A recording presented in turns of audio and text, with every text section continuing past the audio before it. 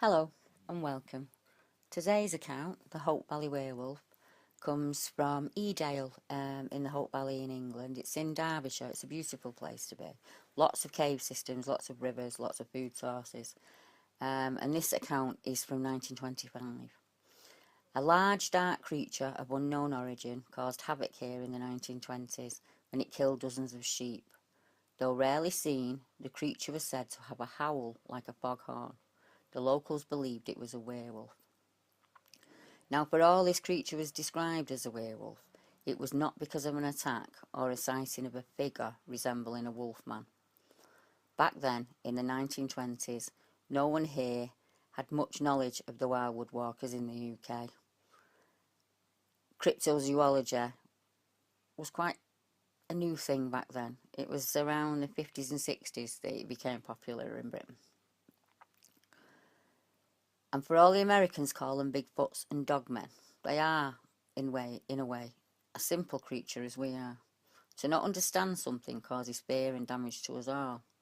So if you could just step back a little from the word werewolf and look at what was really seen, we may have a different understanding of them and all the unknown species that belong here and call Great Britain home. The simple description of a large dark creature of unknown origin, killing sheep. Now this could be anything from a simple family pet all the way up to a British Bigfoot or a dogman. The taking of sheep could have been a local poacher. After all, the 1920s were very lean years here in the UK, and the Depression raged throughout most of the world. It's the unknown howl that is important here, and that's what interests me. We don't really have a creature that howls here, except dogs, and we all know a dog's howl. So for these to be strange to folks in the countryside, they must have stood out as unusual. And believe me, there's probably a dog in every British home, and not just one dog. We are a country of animal lovers. We know our animals. But for all it caused panic, I would imagine at the time it did. No one was harmed. There were no reports of homes being entered. And from that day to this, the peace has remained in a small Derbyshire village. So for around, 90 years, 100 years, people haven't reported attacks or howls. But there is ongoing activity in the area, but mostly peaceful. Sometimes how you look at something can make all the difference. So if you're out and it's dark and you're a little worried and you hear a break, some people will think, monster. Some people will think, what was that break? Other people won't even notice the break. It depends on the person, their perception, and the atmosphere at the time that it happened.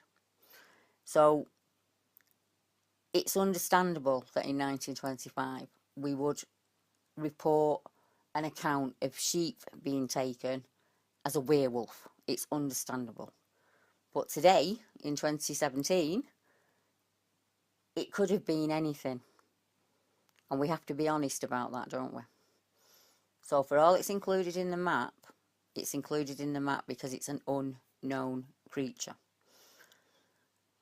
And we have to report this, don't we? We have to see what's in the area, what's been in the area. We spoke about howls and growls before.